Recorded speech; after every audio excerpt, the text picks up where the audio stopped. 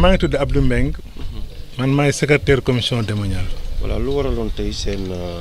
conseil municipal bi ñu jëmale ko ci wàllu délibération ak suuf si. li waral conseil municipal bi tey moo di ni bu fekkee 31 mai jot na fu dudul urgence délibération commission domaniale suuf si dafay tëj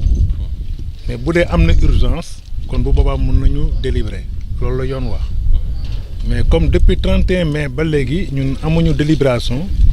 weer bii passe la ñu waroon def délibération tombé vote budget bi. moo tax gis ngeen tey alors que délibération yi nekk na lu war a dem ci ay 30 et quelque wala 40 et quelque donc loolu rek la. délibération bi maanaam ci wàllu désaffectation ak lan ngeen. waaw def nañ délibération muy affectation borom suuf yi nga xamante bi ñoom dañu am seen suuf ñu bëgg ñu wutal leen délibération ñooñu da ngay def demande nga joindre sa photocopie carte d'identité ak plan bi. bu fekkente ne ñëw na ci commission bi day dem identifier le terrain bi ak cédulage bi ñu xool ndax am na conformité plan bi ak terrain bi nga xamante moom nga bëgg ñu délibérer la ko bu fekkente ne am na conformité ñu def enquête dugg ci ginnaaw def enquête loo xamante ne cédulage bi du yëg borom suuf si du yëg ba xam ndax suuf si am na keneen ku ci laxasu wala am na keneen koo xam ne bokk na ci suuf si kenn indiwu ko ci ak yooyu bu fekkee ne leer na. commission domaniale doon ko approuvé en concertation ak bureau conseil municipal bi. coowal suuf yi fi amoon jamono yëpp est-ce que gindi ngeen askan wi ci mbir mi. waaw coow suuf si fi amoon jamono yee passé gindi nañu askan bi ci mbir yi mais xam nga dafa am lu olof di wax olof dafa ni yéen dafa jege bët ba tax na bët du ko gis ndax man mii def naa ci rajo communautaire bu Morlan. Pendant 5 ans yi passé chaque lundi maa ngi doon waxtaan ci lu jëm ci wàllu suuf ak wàllu passation des marchés publics ak wàllu budget ak impôt chaque lundi daan naa ko waxtaane waaye teewul nit ñi itam du tee nit ñi du ñu dégg mais foofu yaakaar naa ne li nga xamante bi moom la commune bi conseil war a def commission domaniale li mu war a def na ko. parce que moo ni suuf si amul benn suuf 2009 ak léegi boo xamante ne bii ñëw nañ fii Morlan amul benn suuf boo xamante ne jeex nañ ko biir Morlan boo xamante amul participation collective boo xamante pour sa population bi wax nañ ko. parce que démarche participative ñu ngi ko def nañ ci formation ak Mamadou Mbodj Maître Birahim Seck aussi defal nañu formation def nañ ci ay formation yu bari. kon yaakaar naa ne démarche participative bu fekkee ne da nga bëgg a def bonne gouvernance il faut nga def démarche participative mooy nga bàyyi li nga xam ne bi moom la yoon teg nii la war a jaare ci suuf mooy conseil yi tëju rek daal di délibéré loolu dañ koy bàyyi nga ñëw fekk population bi fi ñu nekk amul projet bu ñëw Morlan boo xamante ne bii commission domaniale àndul ak producteur de projet bi dugg ci biir village bi nga xam ne moom la concerné. parce que boo ñëwee indi sa demande commission domaniale bu ñu la entendre ba pare dañ lay njëkk a wax li ñuy wax localisation fan la projet bi nekk fan nga bëgg projet bi nekk fa boo ñu waxee zone bi dañuy xool village yi nga xam ne moom la impacté ñu dem tourner nga ñëw ñu ànd commission domaniale dem ci village yi waxtaan ak waa village yi ba waa village yi joxe accord bu waa village yi joxe accord commission domaniale accord boobu lay jël jox ko maire ci lay daal di woo ki nga xamante bi moom mooy borom projet bi en personne mu ñëw mu ànd ak maire ci village bi ñu ñëw ñu waxtaan ak waa village ba am accord définitif ñu door a délibéré gis ngeen délibération bi tey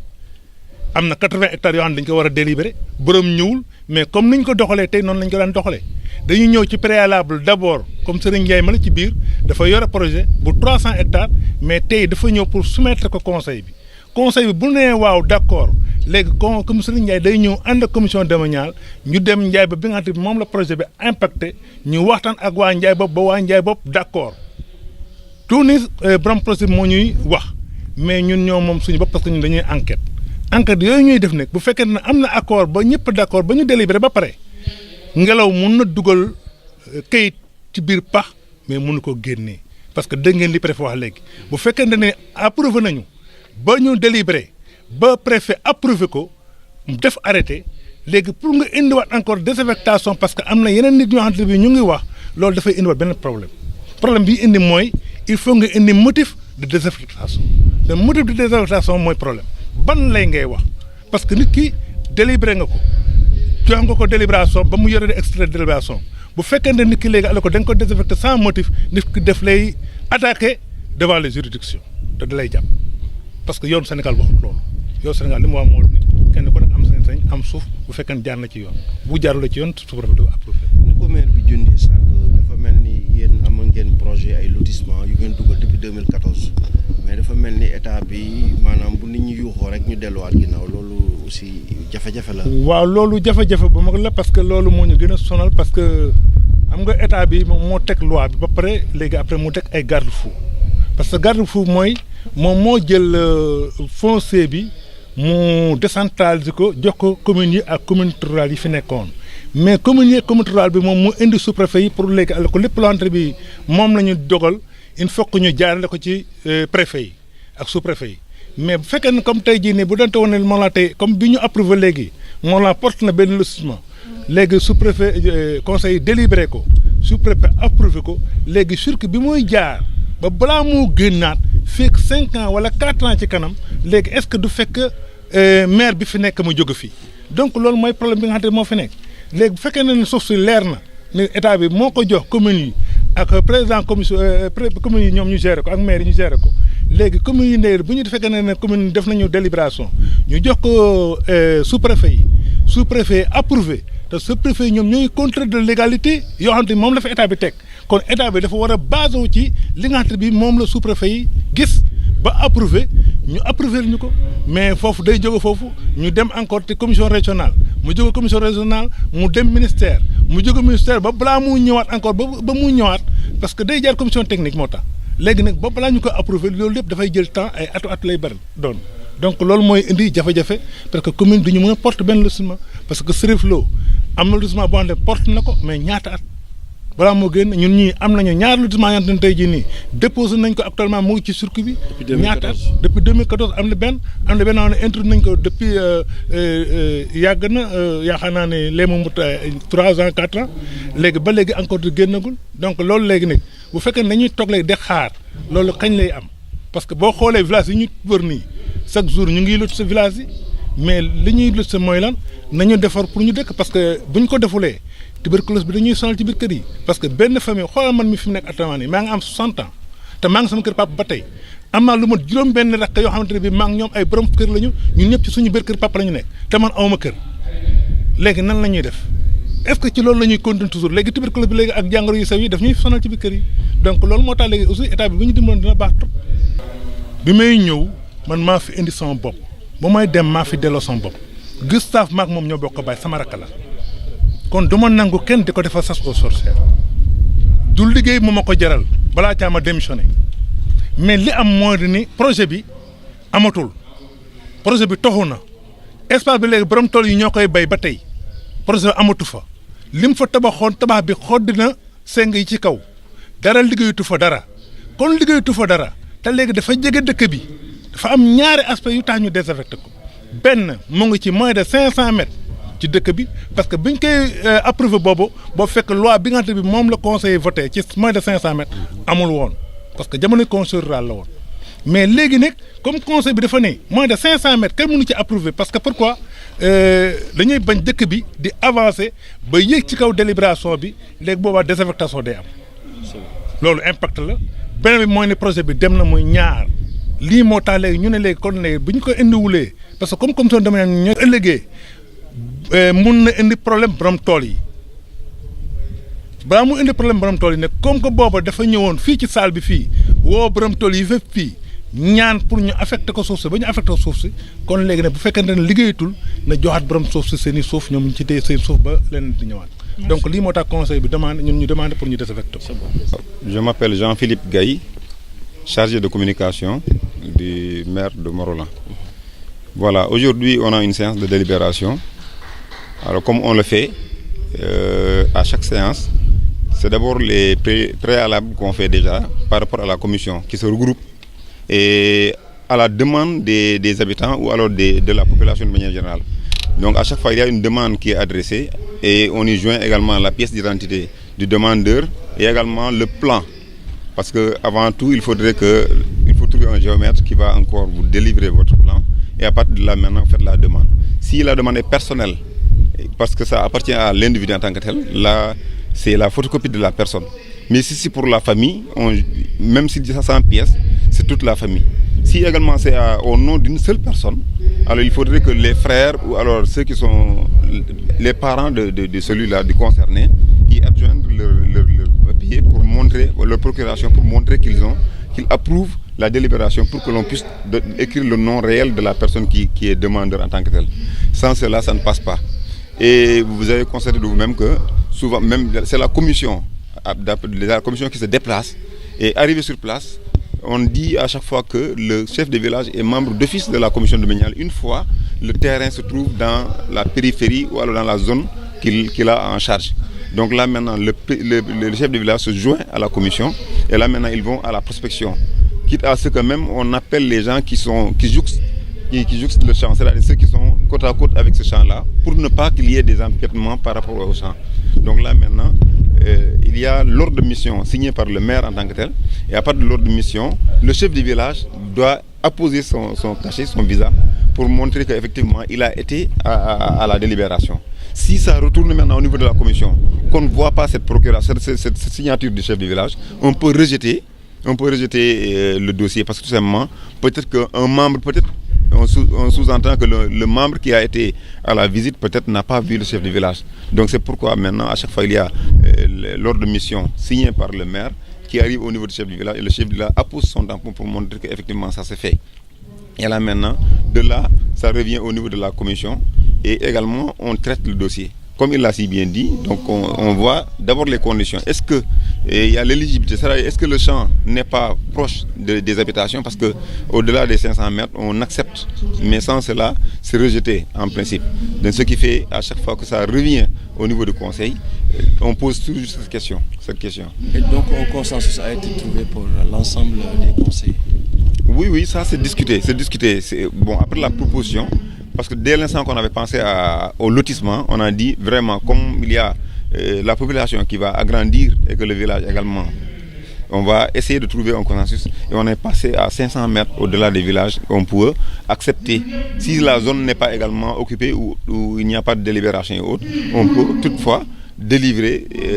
ces actes par rapport à l'espace qui reste au-delà des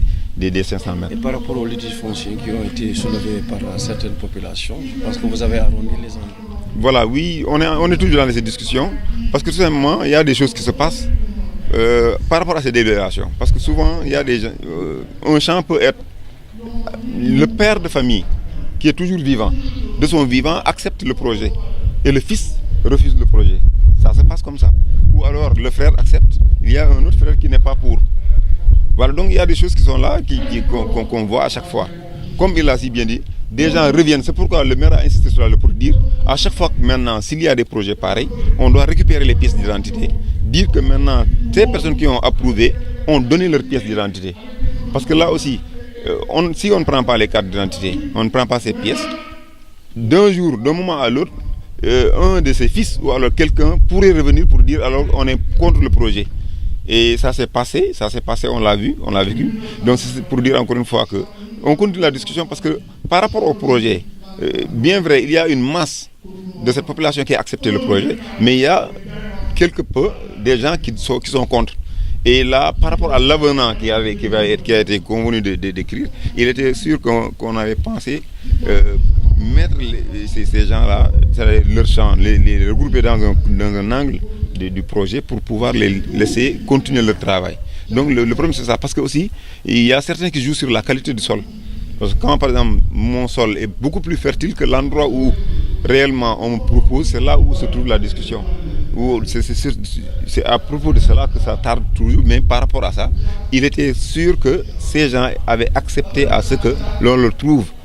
un espace pour pouvoir les regrouper quelque part. Et par rapport aux griefs qui ont été soulevés par le maire, vous avez introduit une demande de lotissement depuis 2014, mais on constate qu'il y a des lenteurs. Oui, là, c'est au niveau de l'administration, de l'État en tant que tel. Nous, on a ce besoin criard parce que tout simplement, beaucoup de villages actuellement sont dans ce besoin. Il y a certains villages qui ont dépassé ce cadre, mais d'autres, par exemple, jusqu'à présent, parce que rattachés à leur milieu, c'est parce qu'au départ, ils n'avaient pas compris. Moi, je me dis qu'ils n'avaient pas compris. Dès l'instant que ce regroupement ancien qui était là, il se plaisait dans ce regroupement. Mais aujourd'hui, on a vu que l'histoire a donné raison à ceux qui voulaient que l'on puisse se déplacer. Parce que tout simplement, avec l'exiguïté, la promiscuité, c'est difficile avec cette population de pouvoir vivre tranquillement. Donc ce qui a fait effectivement qu'aujourd'hui, ils sont dans le besoin. Ils veulent justement que l'on puisse faire cette chose-là, mais que l'État tarde à nous donner cette possibilité. C'est ce qui fait qu'aujourd'hui, il y a des villages qui sont là, qui attendent toujours. Et donc, on a ce problème-là. Alors, vous avez aussi délibéré pour des désaffectations. Est-ce que vous revenez pourquoi vous avez désaffecté? Alors, donc, en principe, au-delà des 2 ans, le Conseil a la possibilité ou alors l'opportunité de revenir sur une affectation en tant que telle. Alors, selon que la personne qui avait eu à faire la demande ne puisse pas réaliser ce qu'il a eu à demander. Parce que là, tu demandes pour faire un projet. Le projet est là, on attend jusqu'à présent. Vous avez entendu tout à l'heure le maire qui dit que même les impenses qui sont sur le sol ne sont pas encore dédommagées. Donc pour dire que celui qui n'a pas encore dédommagé pour cela, par rapport aux impenses, et au-delà des 2 ans, il n'est pas encore revenu pour dire que j'accepte. Mais la bonne et simple réponse, c'est si ce n'est pas à Morolan, ça peut être ailleurs. Donc là aussi, avec la conscience professionnelle qu'ont les gens de la commission, avec les conseillers qui sont là aussi, ils peuvent revenir à cette décision. C'est ce qui a fait aujourd'hui qu'on a désaffecté. Les autres cas maintenant, par rapport au cas de Gustave Gaye, donc aujourd'hui, vous pouvez vous rendre sur le site, vous verrez que il n'y a plus de projet qui est là. Et donc, comme il n'y a pas de projet, les propriétaires également qui continuent à cultiver dès l'instant que celui qui a le projet n'est plus là, parce qu'il a peut-être changé de lieu par rapport à son projet, là, on peut aussi retourner à la décision. Aussi, l'autre fait, c'est qu'on est à moins de 500 mètres. Alors, si les habitats, on doit continuer encore ce lotissement, ça va passer au site où il y a le projet. Donc, il y a des raisons qui poussent le Conseil aujourd'hui à revenir à cette délibération et désaffecter le sol à Gustave Gaye.